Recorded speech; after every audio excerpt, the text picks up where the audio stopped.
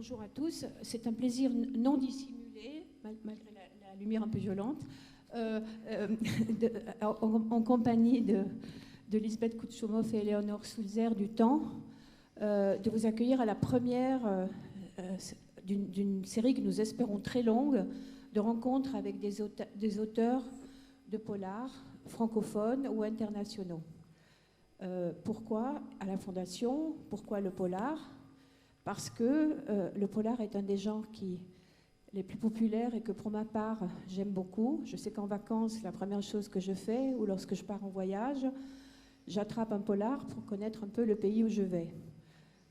Et la Fondation Jan Michalski, on l'a assez prouvé par notre programmation depuis que nous existons, veut attirer tout type de littérature, amener à une rencontre entre les lecteurs et tout type de livres, et surtout, comme le dirait le slogan des éditions Diogenes, grâce auquel j'ai connu Donna Leon, que nous avons donc publié en polonais, les livres les moins ennuyeux. Comme dit Diogenes Bücher sind weniger langweilig.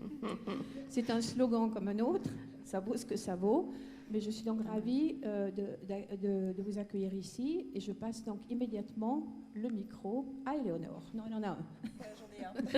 Juste pour vous dire que dans les pages du Temps, le polar a une place de choix, parce que c'est un genre qui fédère aussi bien les amateurs que le grand public, et parce qu'il permet aux lecteurs curieux que vous êtes, que nous sommes, de découvrir les dessous de la société, tous ses niveaux, les coulisses du pouvoir, mais aussi tout simplement de voyager. Et pour un quotidien comme le Temps, le polar est un miroir du monde. Alors les ateliers du polar, nous imaginons en organiser 4 par année, avec les plus grands auteurs du genre. Et chaque atelier se déroulera d'abord avec une allocution de l'auteur invité, ensuite un entretien mené par un journaliste du Temps, et enfin un film que l'auteur a choisi et qu'il ou elle nous présentera. Voilà, ce sera à peu près toujours ce même canevas. Et enfin... So now, it's my pleasure to welcome Donna Leon on the stage. Donna, I've had the pleasure of meeting you quite a few years ago now, because you started publishing in, I think, the Commissario Brunetti series in 1992. And relatively soon after, we started publishing the books in Poland. I had the pleasure of sharing breakfast in some rather remote, not to say boring breakfast rooms of provincial Polish hotels, where I managed to find out about your sense of humor and the beautiful stories you had to tell. And then, of course, we are quite happy that the movie you introduced to us today, later, is about music, and you will explain to us to what extent Baroque music is important to you. So please join me in welcoming Donna on the stage.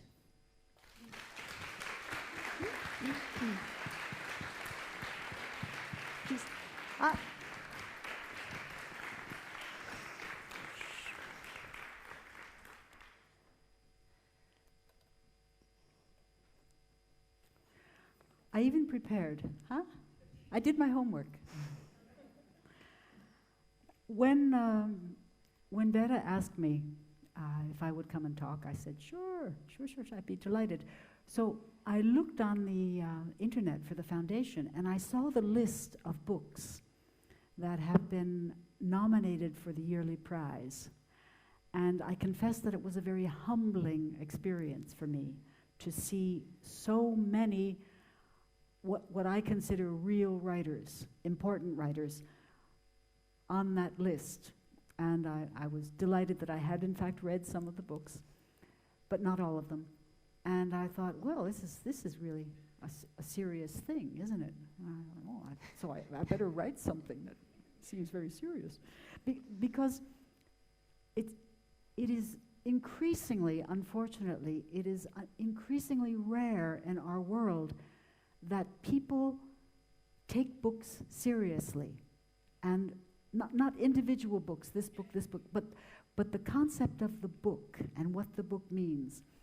In my experience, I have found that meeting people in odd places, if they are book people, readers, passionate readers, one feels for them what Emily Dickinson calls a transport of cordiality. Because when I meet someone, and it doesn't matter, strangely enough, it doesn't matter what language they are reading in, but if I recognize what the book is, or who the author is, and I see that that person is a serious reader and interested in real books, I feel for them a transport of cordiality. I suppose it's like finding someone of your own nation or your own religion if you have one. But maybe my religion is books. And so when I find these people in odd places, I'm always delighted to make the company of other people who take books seriously. I also, I suppose I shouldn't do this, but I argue against my own profession. In that, or my second profession. My first profession was to be a professor of English literature. I did that for 30 years.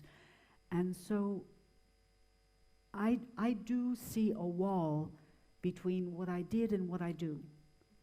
That is, I see a wall between what I call real books and the books that I write.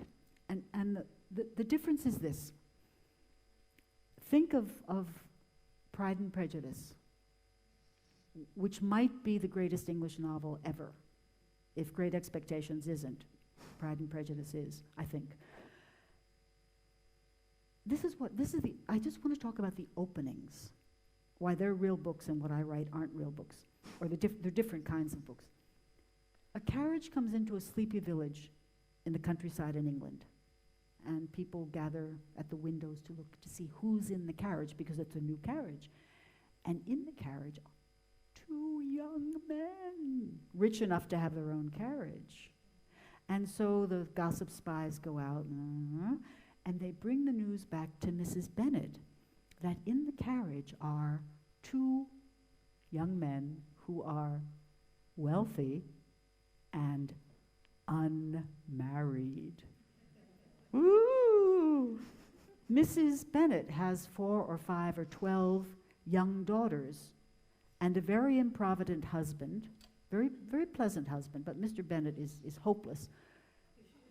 And she's got to get these girls married because the girls have no education, they have no money, they have no prospects, and Mr. Bennet has no heir. So when he dies, it's curtains for the Bennet family. None of this is stated, but anyone who reads the book, knowing anything about the 18th century the 19th century knows that this is the situation. So think about where that book can go. It follows the money, because Jane Austen always does. It follows the girls. It follows Mr. Bennet. It follows Mrs. Bennet. It follows Mr. Bingley. It follows Mr. Darcy. And as the book progresses, we learn more and more about all of these things. We learn about the position of women in that society, which isn't a very nice position unless they have a lot of money. We learn about the suppression of women. We learn about marital relationships, how women are treated in a marriage, what women expect of a marriage, what men expect of a marriage, how the nobility treats the middle class, mistreats the middle class. We learn a little bit about sickness, because when Jane is sick with a cold, with a simple cold, it's as if she has bubonic plague, because in Jane Austen's time, you could die of a cold. The book, therefore, is in a way in the center of a circle. Here's the opening scene, the opening chapter of the book. And the possibilities are infinite. Where is Austen going to take you, and what is she going to tell you about? Then think of a murder mystery. Knock on the door of the parsonage or of the Duke's castle. The person goes in, and has a meeting. All right, it's the parsonage meeting. It's the parson meeting the duke, or the duke meeting the parson. It doesn't matter. They go to the door is locked, someone brings another key, the door is open, and they go in, and there on the floor, dead, either stabbed with the Malaysian Chris, or with the head knocked in by some blunt, isn't it a great blunt object? Killed by a blow to the head with a blunt object. So either the duke or the parson is dead in either the castle or the parsonage. The book starts from the same place. Something's happened. But that book doesn't have lots of places to go, because the book already has a destination. A crime novel starts with the Jane Austen scene, a little bit bloodier. It starts there, but it's got to go there. Jane Austen doesn't have that obligation. She can go anywhere. And that's why I am of a mind that crime fiction is of a different order. I don't want to be hierarchical in this, but I would like to define things or describe things. Crime fiction suffers from enormous limitation. Crime fiction, in a way, is the sonnet of the novel. Because a sonnet can talk about anything, so anyone can be killed for any one of a number of reasons. But a sonnet has an ordered and necessary rhyme scheme, and it's got 4, 4, 4, and 2, or it's got 8 and 6 lines. And that's it. If you're going to write a sonnet in the classic formulation of the sonnet, you've got to do that. And with a crime novel, too, you are limited to the same restricted area. And that's why they, I find, are less, in a way I want to say the contrary of open to consideration. That's why they are more closed to consideration. That's why you finish a murder mystery and you put it away. And you really don't think about it much anymore. It doesn't lead you to a lot of thinking. This has changed in this century, and towards the end of the 20th century, when all of a sudden crime novels started to take on bigger subjects. The position of women, the abuse of all the victims of society, the ecology, the oppressions of big business, although people were writing about these same things in the 60s and 70s. You have but to read someone like Ross MacDonald, the American mystery writer, who wrote in the 60s and 70s and into the 80s, and he very often dealt with big subjects and wrote a far more sophisticated kind of novel than the one with the parson or the duke. I cannot stress this strongly enough, and this is why I am still a reader, but I read real books. I prefer to read real books because I don't have a lot. I spend all my time writing the other stuff, so I can take this high ethical or this high academic position about them. I think they are entertaining. I think that they're wonderfully illuminating very often of certain worlds, but I would rather read Jane Austen or Dickens. But buy my books, not Jane Austen. The capitalist always comes out. Wait, I wrote down other important things. Blah, blah, blah, blah, blah. Yeah. One of the correspondences that I had asked me if I would talk a bit about how I write. What I need is what a crime book needs. I need the circle, or I need the end. I need to know either the crime, and for those of you who have read them, many of my books begin with a description of the after effects of a crime. Once I have that, I know where the book can start to go. With one exception, in 26 books, I have not known the ending of the book when I started the book. Because I don't know. Because when I write the scene where the guy's with the duke's on the floor with the knife and the blunt instrument, I don't know who killed him. And I have to write the book to find out who done it and why. Because I'm really not interested, those of you who have read them again know that I'm really not interested in who. I'm interested in why. Because who is 2 words. Why is the book? Why is much more interesting. Because the crime in itself, murder in itself is not interesting. It's only horrible. But what does interest me is to try to figure out, try to discover, and it is discovery, why someone would be driven to do that terrible thing to another human. But I don't know it.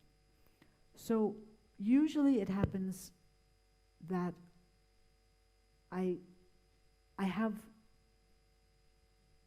a kind of radar system in my brain. And when I read about something or I hear a piece of gossip,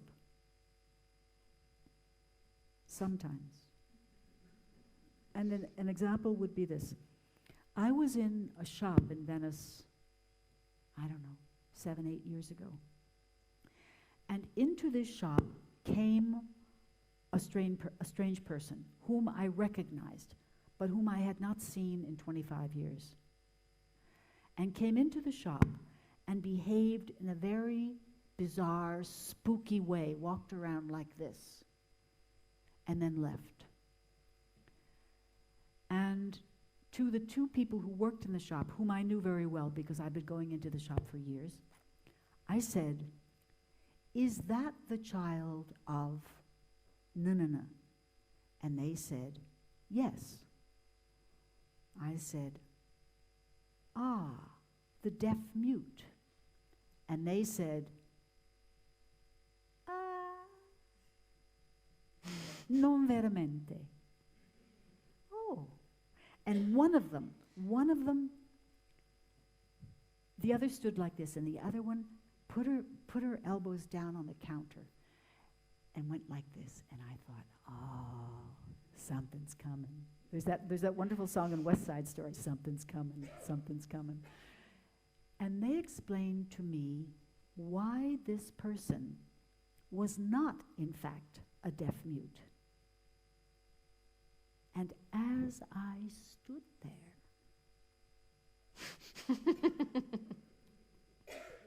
in red, the kind of thing that you see at night when you're driving in the countryside, and thank God there's the red light on top of the construction thing. And I stood there and I thought, yeah, wow. And I had the book. I had the idea of the book of this deaf-mute person who was, in fact, this. But then began the process that I find necessary, which is to cover the tracks. Because I have become the gossip center of the city for many people. People tell me things. People have told me, oh, I want to tell you about his great uncle. But I have developed a rule, which is that I cannot ever, when someone tells me a story that leaves footprints in the snow, I have to cancel the footprints so that there is no way that the fictional person can be traced back to the real person, because I would find that unethical and disgusting, and I don't want to do that. So I had to make a lot of changes about that, and did. That helped, although I didn't know how the book was going to end, and I had to write the book in order to find the end. That is the usual process. I don't think, maybe one of the early books I knew it would end with a particular person killing the guy, killing the bad guy, and that's what happened in the book. But other than that, I don't know. I have to write it to find out. But luckily, people stop me on the street and tell me things, or I chance into conversations. One day I was walking home and I stopped to talk to 2 friends who were speaking to another person, and she explained to me how drugs are delivered to the people who sell drugs in Venice. And I didn't prompt the conversation. I was just caught in the crossfire of this conversation. But I didn't know that it was done this way, and I didn't ask. but I used it in a book. A question that gets asked to me often is one about, where do you find your inspiration? And I always respond, I don't do inspiration. That's not on my list. No. Writing is just work. Writing is sitting at a desk or a kitchen table or a dining room table and telling a story while you look at the wall and pray that a friend will call and say, would you like to go out for a coffee? It's inspiration, because I don't know what inspiration is. Imagination, yeah, okay, I'll go as far as imagination. Invention, yeah. Figuring things out, putting things together, taking things apart, yeah. But inspiration has this suggestion of the muses somehow descending into your living room and waving their musy fingers above your head. And that, to me, that doesn't happen. I think perhaps it does to other writers. But most of the people I know who write, and there aren't many, I don't know many writers, 4 or 5, they talk too about sitting at the computer and making it happen, and then going back the next day and correcting it, and going back the next day and correcting it. It's the actual writing and making things happen. That's great fun. But the slogging through it, after you finish the book, it's just slogging through corrections, and I don't think anybody likes that. Because once it's done, there's your baby. And to go back and say, oh no, I'd like to change the nose a little bit. That's very, very boring. The other thing that I believe is true is that most people have a talent. Doesn't matter what that talent is. They can cook, they can play basketball, they can ride horses, they can train horses, they can write, they can play the oboe, they can compose music, they can paint, they can sketch, they can draw.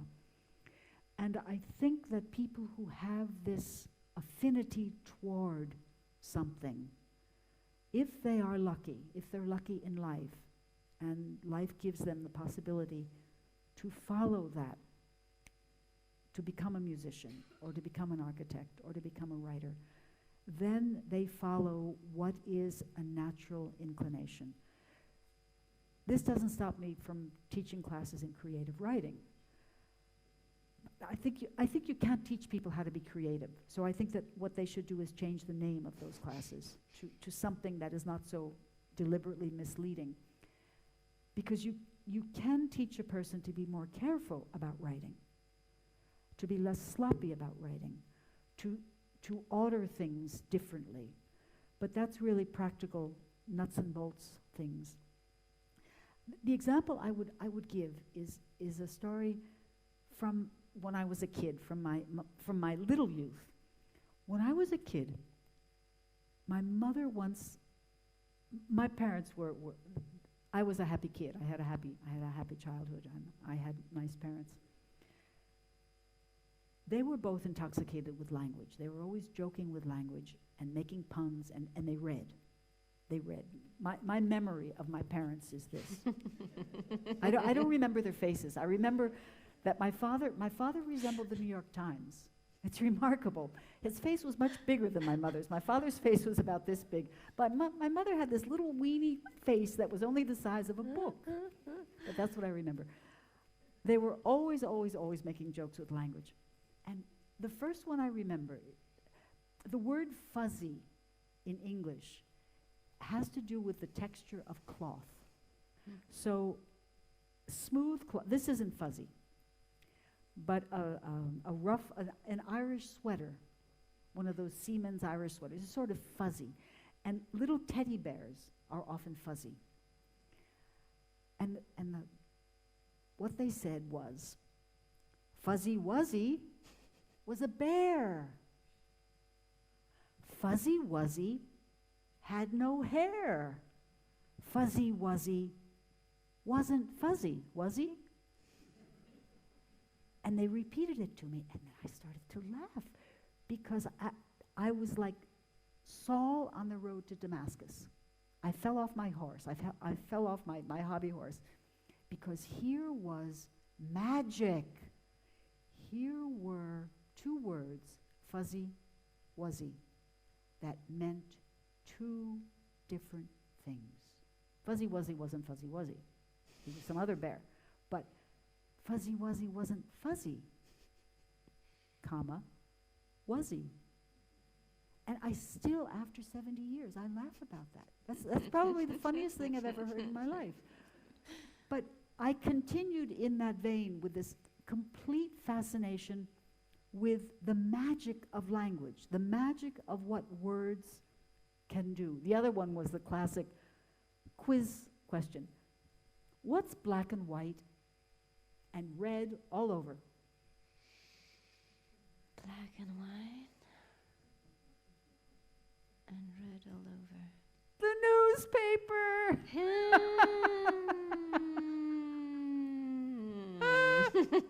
You have to read that one. You have to read R-E-A-D. I read it, I read it. Yeah. Black and white and red all over. I still laugh about it. All right, one more and then I'll stop. One more, I'll stop. About 20 years ago, I was in Boston. And I saw on the street a young, obviously Irish young man. I was in the north end of Boston where all of the Italians live, the Italian Americans live. The Italians, the immigrants, they talk like this. How are you? It's a nice day. They're very, very cliche Italians. So there on the street was a young man dressed, an American, with reddish Irish hair and a reddish Irish beard. And he had a white turban and robes and robes down to the ground and sandals. I know it was February, that guy was wearing anyway. And I went up to him and with my usual delicacy and diplomacy, I said, "What are you?" No, I said, "Oh, excuse me, what are you?" And he looked at me and he said, "I'm a Sikh." And I said without a moment's hesitation, "That's too bad. I'm a hope you feel better."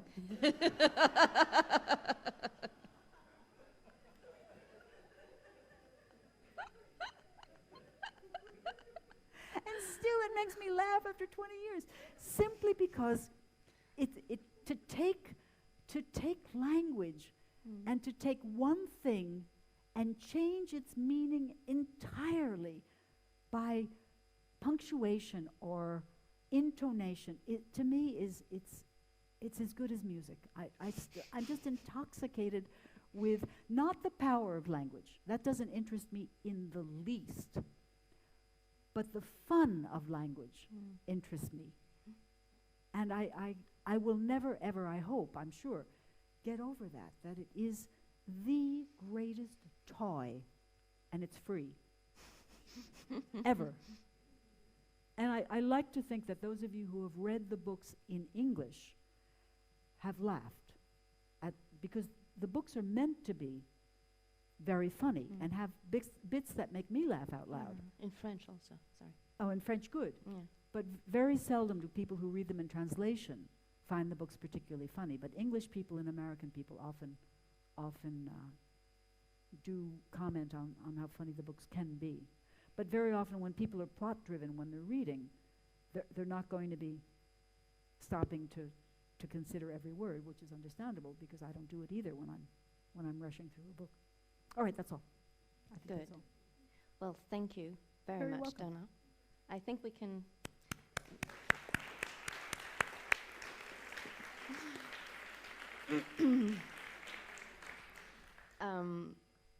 Well, you told us a lot of things. Can I maybe start by saying, and I'm sure I'm sharing something a lot, if not all the people here feel, is, well, the great pleasure we have reading your books. That's all I want. Huge pleasure, I would say. And that your main character, Guido Brunetti, the Venetian commissioner, is actually a very close friend of mine. I enjoy really, really a lot walking with him through the streets of Venice, sharing his thoughts about human beings, about crime, of course, about Venice, and about maybe the best trattoria he could choose for lunch. And what an achievement for a writer to achieve this, to create such a bond between readers and characters. And this is thanks, of course, to your art of characters, art of details. And I would like to start about that, how you create your characters, and then also this art of details. To start with, how did Guido Brunetti came to you at first? Was it slowly, suddenly? No, he was there. He had to be. It's in Uncle Tom's Cabin, isn't it? When someone asks Topsy, the little slave girl, where she came from, and she said, "I don't know. I just growed." He just came. He just growed. When in the first book it was necessary for the police to investigate the murder of a famous person, they would send not Officer Plod from the corner. They would send at least a commissario. Mm-hmm. So a commissario would be probably, he would be a university graduate, probably in law. He would be 40-something. He'd probably be married. Most people meet their first sweetie at university. Some people marry their sweetie from university. A man of his age, 40, would probably have 2 kids. So there's the family. There's Brunetti's age and his background. And I made 2, I think, lucky choices. I gave him an unlikely wife, Mm-hmm. who is not only an aristocrat, but enormously wealthy. So he had, and I didn't really think of the wealth at the time. I thought of the contacts. Because he has access to the aristocracy, he has contacts with the elite, or the people who think themselves elite in the city, as well as his own background, which is poor. Mm-hmm. He was a member of a poor family. And I made his wife a professor of English literature. And I will confess that's because I am a terrible, terrible intellectual show-off. And I could do that. I could do that only by having someone who could quote English and American, to a lesser degree, American literature. I've read Italian literature. I've read all of the stuff you have to read, but I don't have it right on the tip of my tongue. But I do with the great English writers. And then I gave her Henry James to love, Mm-hmm. so that there's a kind of there's an intellectual scrap basket that I can pick out of for, oh, use this. And Brunetti, I made a reader, and he reads what I read. He reads the ancients. He reads those Romans and Greek guys. In the book that I'm writing now, he's reading Medea very carefully and very slowly because he's very busy with the crime. So, because at the same time, you chose the hardest path, that is, he's far from who you are. He's Italian Venetian, he's a commissioner, well, he's a man. So you had to give him some of your usual habits, or you had to make him close to you, or it was okay for you to have such a different character? He had to be a man, because I didn't want to do that business of, oh, even though I'm only a woman, you have to answer my question. That was why, okay, that was the reason of your choice. Because power, in Italy, power is, Quick, name a country where power is not masculine, huh? Waiting. So, power is more easily accepted if it's masculine. So I didn't think about it. I really didn't. He was a man. And I made him read the stuff that I read. And other than that, sometimes we have the same ideas, and very often we do not. Really? Yeah. For example, for 26 years, I have got away with having a hero who is just a screaming racist. He doesn't like Southerners. He's suspicious of Southerners. You have but to say to Brunetti that someone is from Naples or Sicily, and spines go out. Well, racist is too hard. He couldn't be my friend, but he is, so... Oh. He's a northern Italian man of a certain age. Yes, okay. I once got onto a Vaporetto one summer, and I saw a man that I know who was maybe 10 years younger than I. This was 10 years ago, so he was in his 50s. And he's Venetian. He was going off to vacation. I said, dove vai? He said, no, stiamo andando in Teronia. And I said, cosa? Teronia. Come? Teronia, dove ci sono I teroni? This guy is in a public space, and he is talking about southern Italy as the place where the Teroni live, which is, it's quite pejorative to use that word, but with no sense whatsoever that he shouldn't be speaking this word in public, but with this kind of condescension and contempt that he had, that he used when he spoke.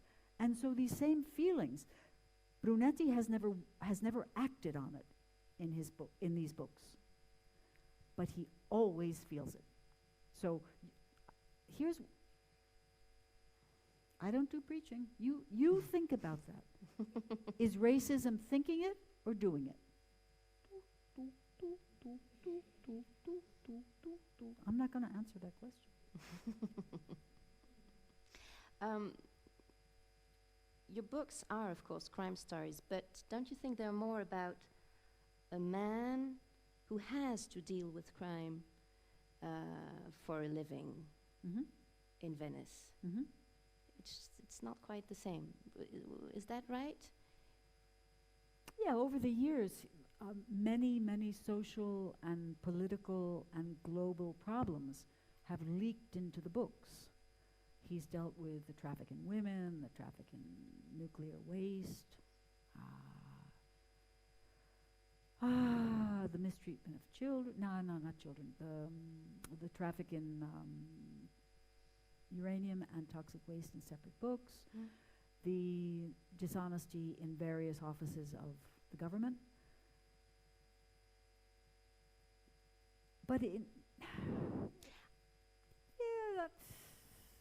it's just different from a real book, because he's always got it. He's doing the same thing. I shouldn't be arguing against. In a sense, I'm arguing against myself, but he's doing the same thing 26 times. Yeah. Before having, so you told us Guido Brunetti came to you easily? Predictably, yeah. Predictably. But I didn't know him then. As books have passed, I have discovered more about him. But I don't have the sense that I have imposed ideas or opinions upon him.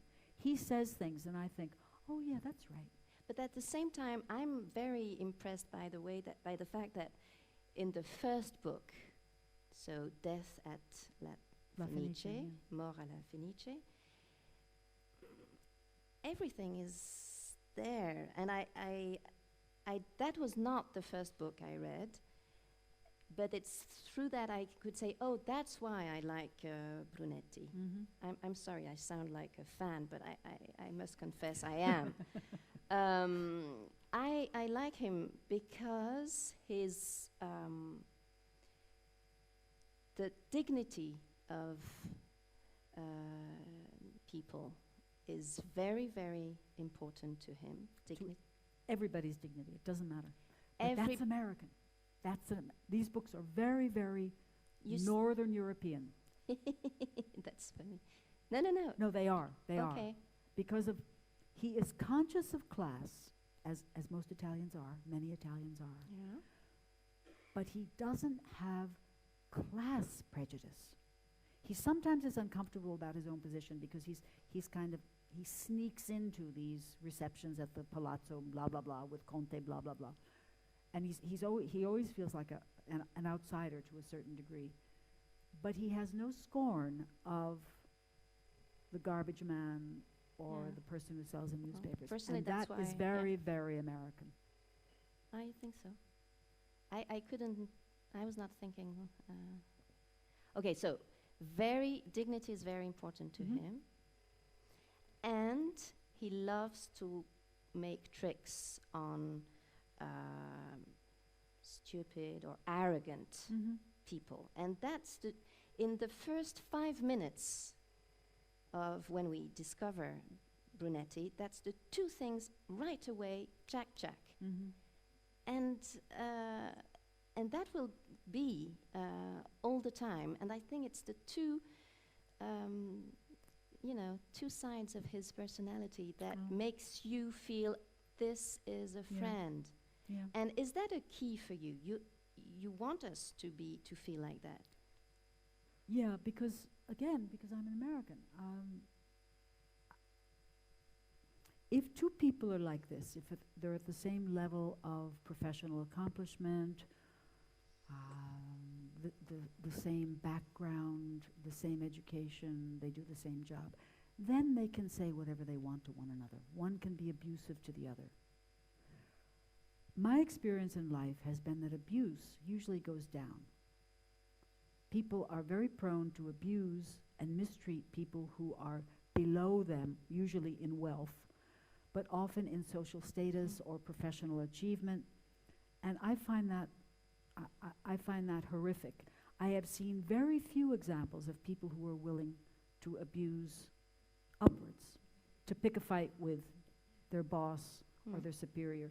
In fact, I often say, in readings, I ask people, all right, well, how many of you work for Pata?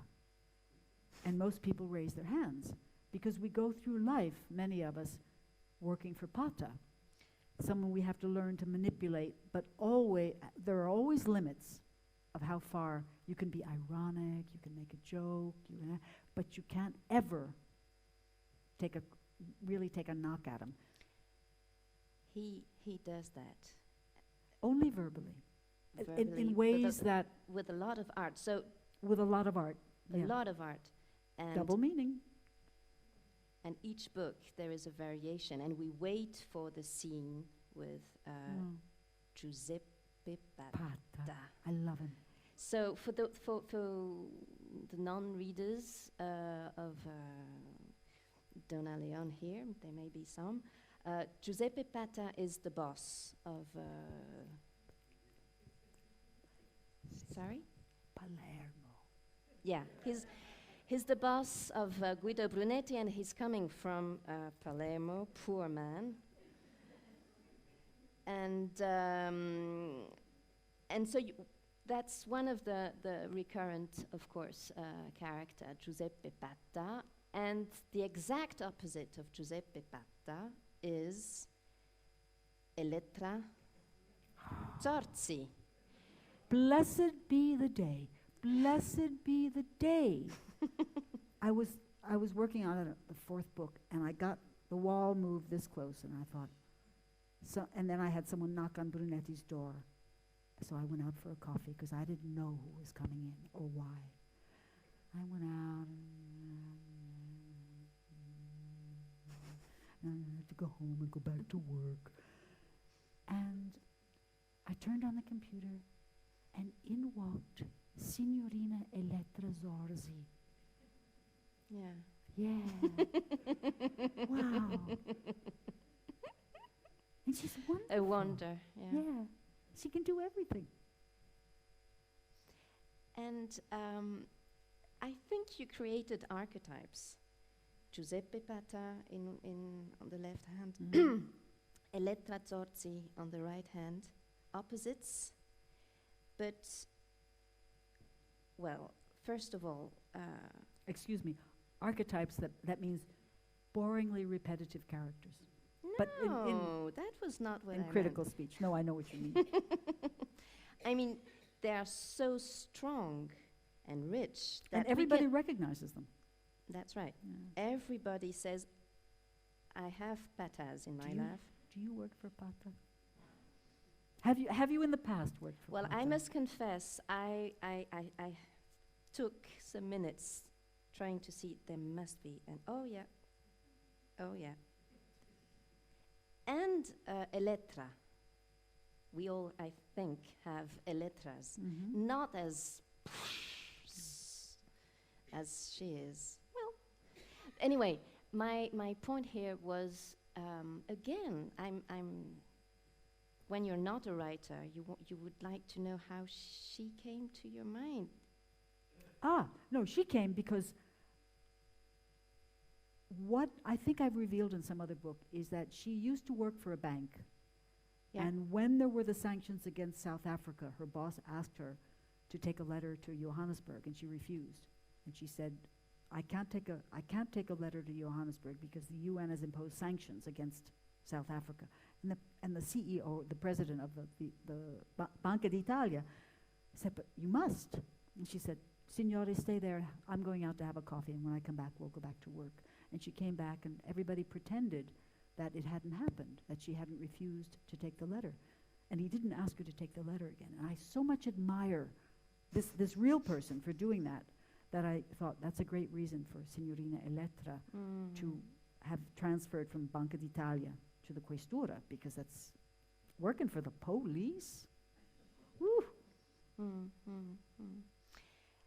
So we have all the Questura, well, the colleagues of Brunetti, so Batta, Zorzi, and also many secondary characters are also extremely powerful. I have many ones coming to me, and always with this very detailed little touches, a glance, a way of walking, a word, a silence. It's so rich. I was wondering, do you have a notebook when you walk in the streets or in trains or in buses and you said, okay, this, and then you use them? No. Okay. So how do you do? It just growed. Okay. Now, I don't know. But the writing for me is easier than speaking, because I think because the basic structure of English is the I am. Ba-bum, ba-bum, ba-bum. Is the ba-bum. I am? The I am. In fact, most of the great English poetry, Shakespeare, Chaucer, is in iambic pentameter. Ba-bum, ba-bum, ba-bum, ba-bum, ba-bum.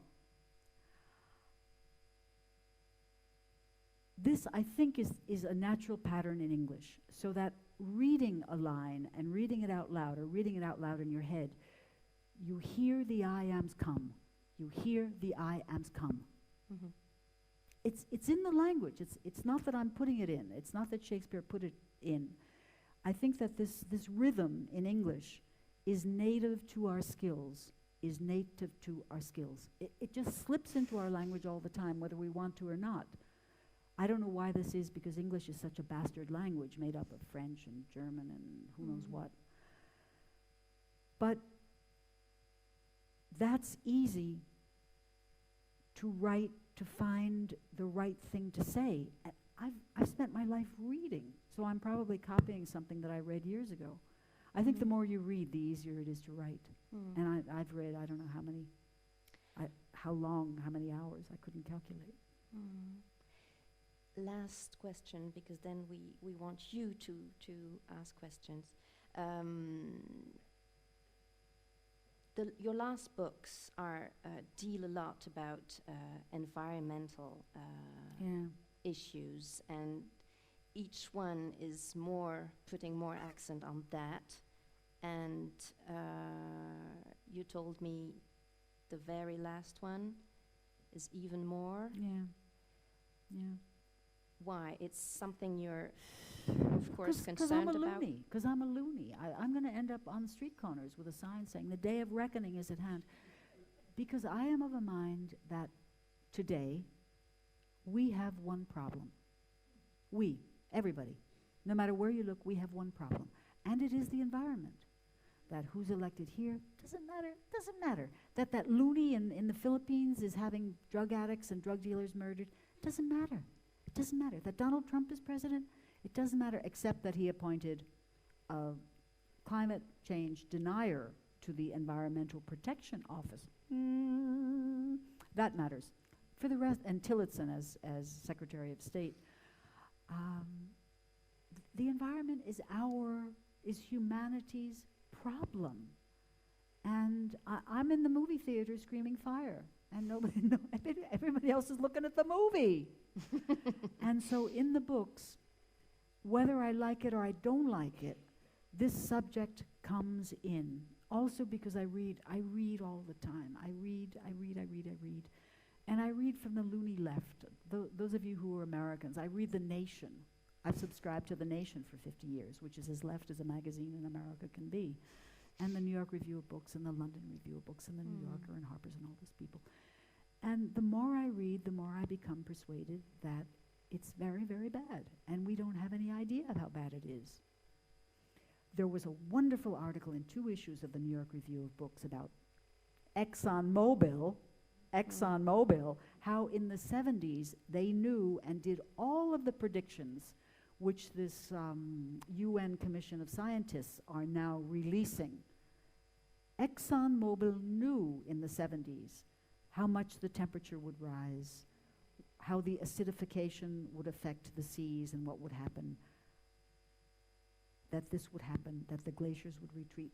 If you want to know about what's going to happen, don't read the crazies from the global protection, from all of the people who are saying global warming. Go read what ExxonMobil discovered 25 years ago and immediately hired scientists to deny. So it's when you have ExxonMobil against you, and then he becomes Secretary of State. This is why my books take on this, and I try to stop myself. I do, I really do. I try to stop myself. I'm sure that those people, the Jehovah's Witnesses with the signs on the corners, maybe some of them wake up in the morning and say, I really can't do this. I can't do this. People aren't converting. Mary, have you noticed?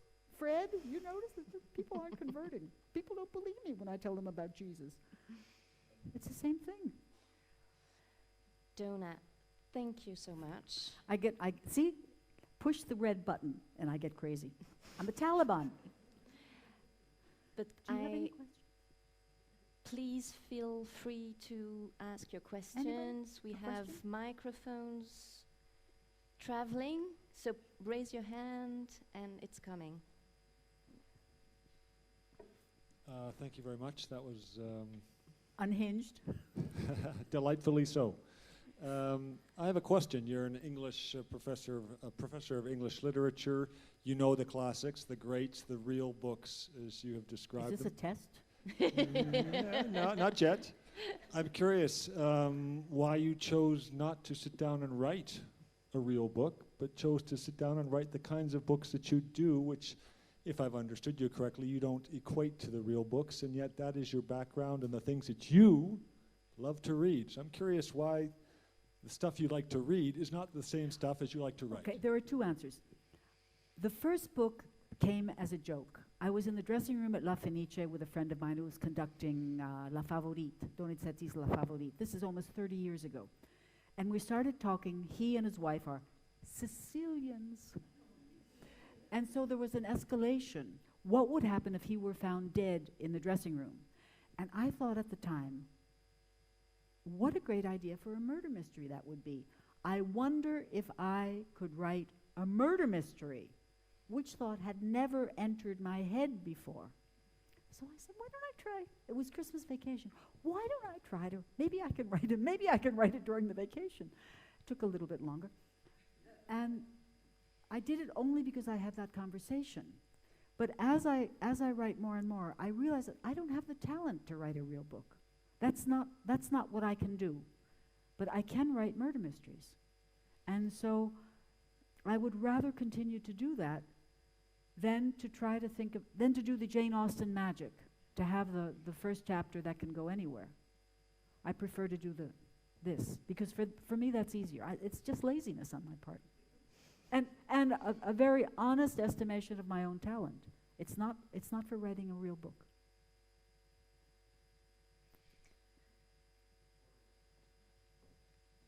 Oh, the other was how it just, I fell into this career. If I hadn't had the conversation, I wouldn't be a writer. So And that's God's truth. writing was not at all in your... No, I wrote letters, that's all, until then. And my doctoral dissertation, which got lost. Yes. Another question? Yeah. Excuse me, just the mic, because...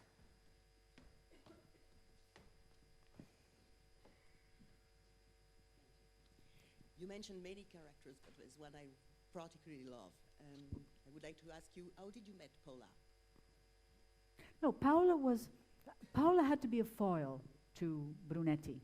She had to be witty, she had to be funny, she had to be, she would be a good cook, because he's an Italian and he expects to eat good food.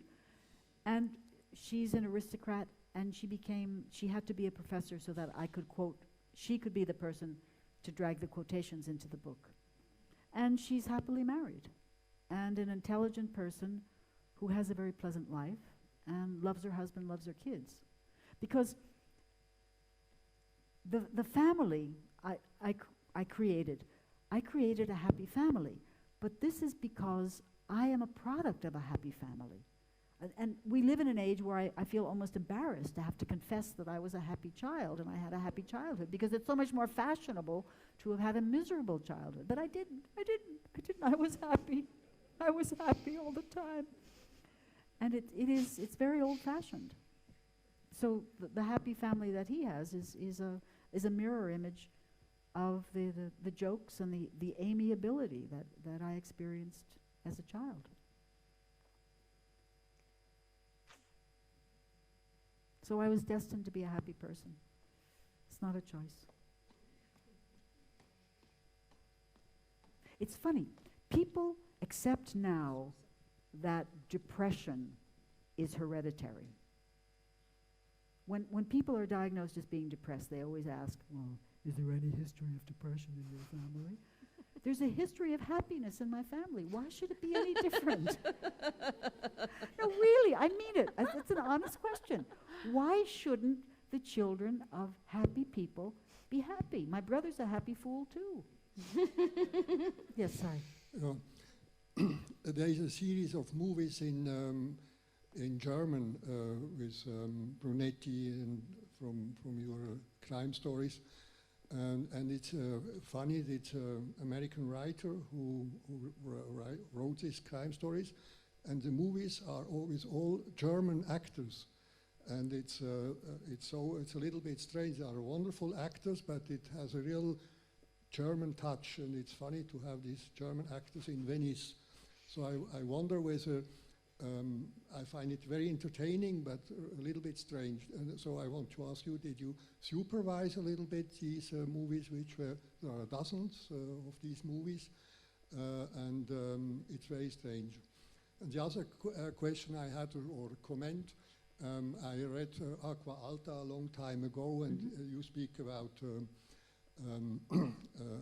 environment, and I just read very recently from Mario Ricci a similar story about Aqua Alta in Florence, when in 1986 there was Arno who invaded the city, and it's interesting to compare this with your Brunetti, because Commissario Bordelli is very different. He is living alone. He is almost an elderly man, probably did not study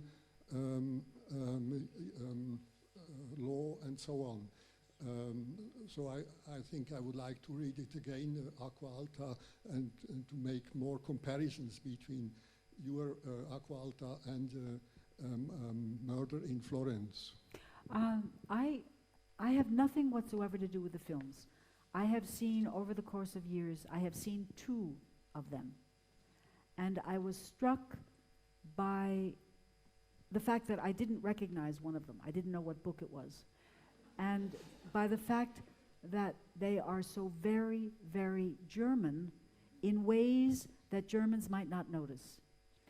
That the people, I'm sure they go to Berlin to get their hair cut, the clothing, the haircut, the way they move, and the physicality of them. The people seldom are close to one another physically. And as you know, if you spend time in Italy, Italians are always all over you. They're always touching you and taking your arm. And in that, the films seem very, it's kind of Inspector Derrick goes to Venice. But I say that only having seen two and not knowing what one of them was, what book it was. So I have nothing to do with them, I have nothing to do with the crew, but I do readings with Signorina Elettra, with Annette Renneberg, who is delicious. She is as delicious and delightful as is Signorina Elettra. But that's the only contact I have. It's sort of a very long umbilicus to Annette. Another question?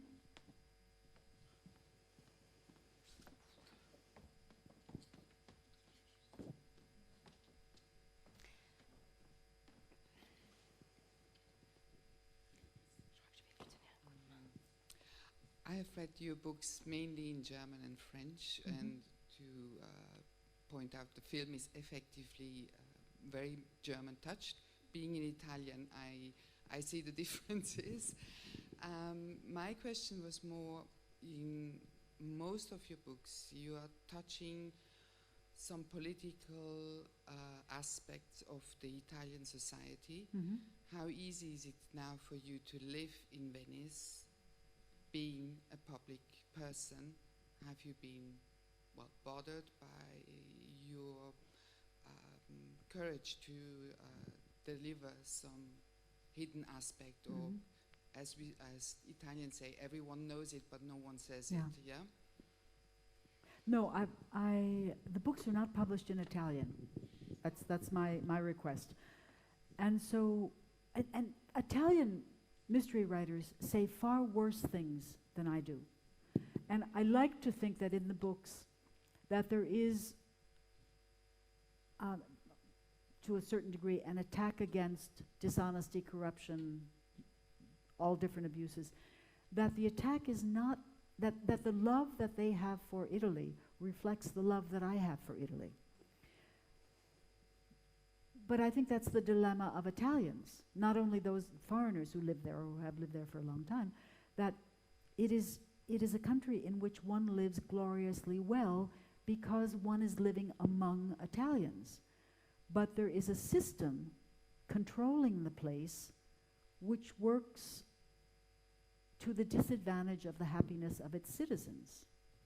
It's not my place to criticize the system. In fact, everything I say is absolutely public information. And I think that most Italian, I have never had an Italian who read the book in another language say anything critical of me for daring as a foreigner too. Italians who have not read the books, two of them have said, "How dare you criticize this country?" And that there's a wonderful expression in American. It's a bum rap. It's a bad accusation. If an Italian reads the books and then says, in this and this and this and this and this, you have offended me as an Italian, that I will pay attention to, and that I will apologize for. But not because, as a foreigner, I dare to write about the country. I don't think that I have ever been offensive to the country or the people. I certainly don't have those feelings, so I don't think they would be in the books.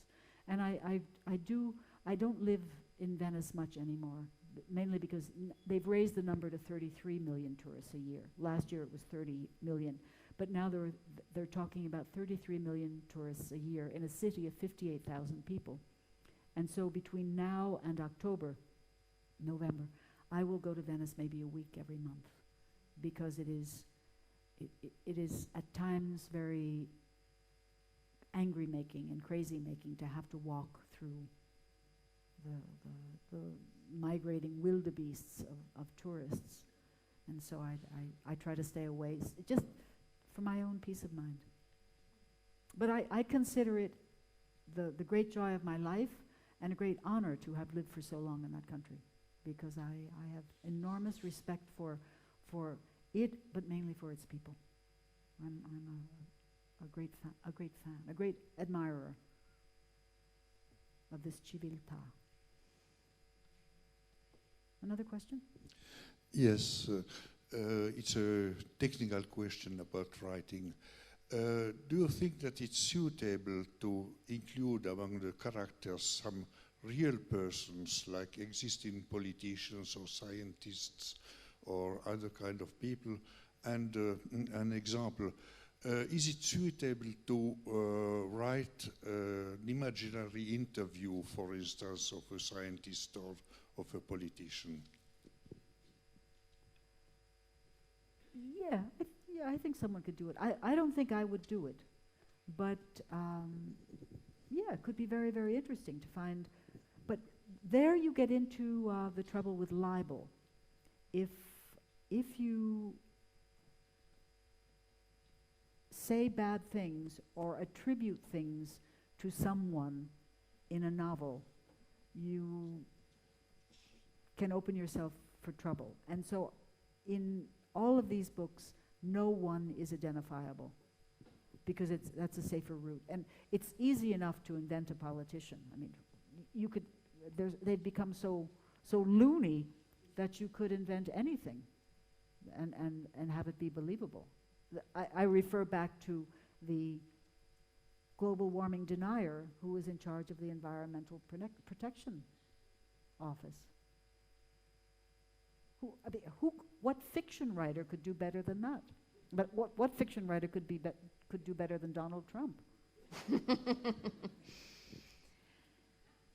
One last question. Yeah, last question, but the day is not over, so you will have other We get to watch occasions. the movie! Exactly. Listening to your talk reminded me of a story from my childhood. No, I had a happy childhood. But my father gave me nothing but books. Ooh, lucky you. Well, when I was 13, I wanted a camera. And he gave me Einstein's theory of relativity. So I said, Daddy, I really wanted a camera. Why did you give me this book? It's hard to read. And he said, I always give you books because if you have a book, you will never stop learning and you'll never be lonely. And I've taken that through life. That's Wonderful. May I tell a book story? Please do. The Jean Harlow story. Jean Harlow, the famous American blonde, bombshell, stupid actress, it is said, was given a book for her birthday, and she opened the package, and looked at it and said, "A book? I have a book." Isn't that?